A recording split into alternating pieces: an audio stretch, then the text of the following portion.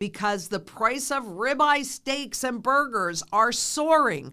Ground beef prices in the U.S. have surged 63% since 2020. Why?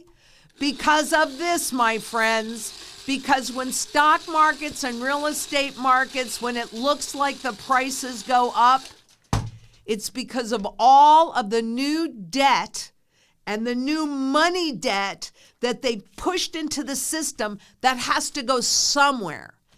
And do you remember in 2020, they were talking about that K-shaped recovery where those at the top were doing great, but those at the bottom were doing awful?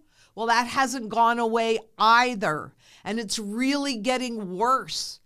Because those at the top, so what if the price of steak goes up? If they want steak, they'll still eat steak. But for the average person, that steak becomes harder and harder to obtain. And as we've seen on a global basis, food is becoming a huge issue. But we've also seen it here in the U.S., which is supposed to be a very wealthy country.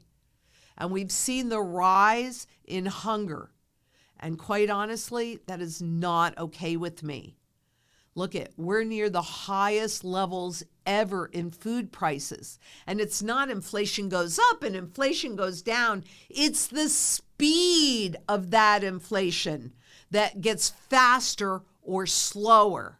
But either way, that inflation just continues to compound.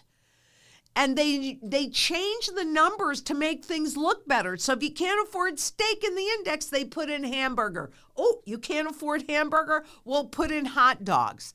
So even these numbers, they're a lie, and they're designed to limit exposure on Social Security increases, but also to try and fool you so you think things are much better than they are.